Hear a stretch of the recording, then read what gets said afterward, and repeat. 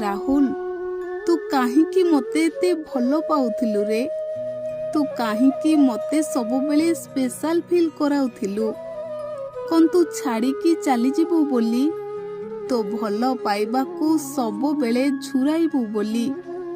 ଜାଣିଛୁ ନା, ତୁ ବିନା ମୁଁ ଆଦୌ ରହିପାରୁନି ରେ। ଯେଉଁଠି ବସିଲେ ତୁ ମନେ ପଡ଼ୁଛୁ। ତୋ ତୃଷ୍ଣା ତୃଷ୍ଣା ଡାକ ମୋ କାନରେ ସବୁବେଳେ ଶୁଣାଯାଉଛି। ତୋତେ ଛାଡ଼ି ମୁଁ ଜମା ବି ରହିପାରୁନି ରେ। ତୁ ଭାରି ମନେ ପଡ଼ୁଛୁ। ସେପୁରରୁ ତୁ ମୋ ପାଖକୁ ଫେରି ଆସନ୍ତୁନି। ପୁଣି ସେଇ ତୃଷ୍ଣା ତୃଷ୍ଣା ଡାକି ମୋ ପାଖରେ ଘୁରି ବୁଲନ୍ତୁନି।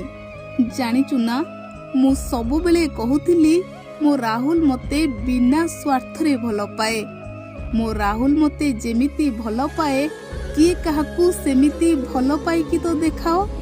ହେଲେ ଭଗବାନ ବୋଧେ ଆମ ଭଲ ପାଇବାକୁ ସହିପାରିଲେନି। ଦେଖୁନୁ, ବାହାଘରର ମାତ୍ର 3 ମାସରେ ସେ କେମିତି ମୋତେ ବିଧବା କରି ତତେ ମୋଠୁ ଛଡ଼ାଇ ନେଇଗଲେ।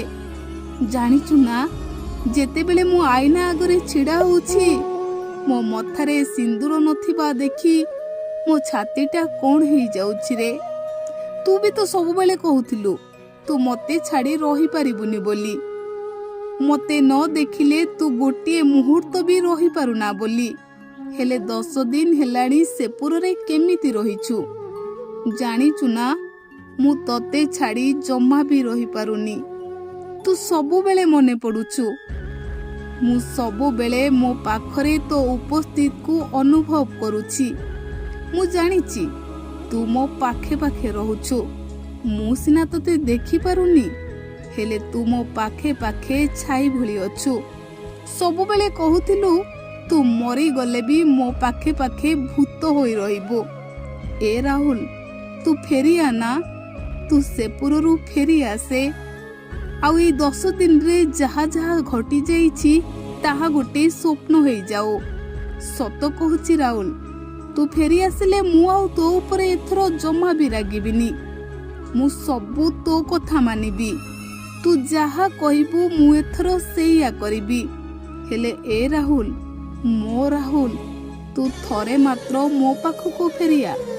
ମୁଁ ଆଉ ତତେ ତୋ ସାଙ୍ଗମାନଙ୍କ ସହିତ ସେ ପଡ଼ିଆକୁ ଜମା ବି ଯିବାକୁ ଦେବିନି। ମୁଁ ତତେ ଘରେ ରଖିବି, ଆଉ ତୋର ସବୁ ଯତ୍ନ ନେବି। ହେଲେ ରାହୁଲ, ମୁଁ ତ ବିନା ରହିପାରୁନି ରେ। ତୁ ସେପୁରରୁ ଫେରିଆ, ତତେ ତ କୃଷ୍ଣା ଡାକୁଛି।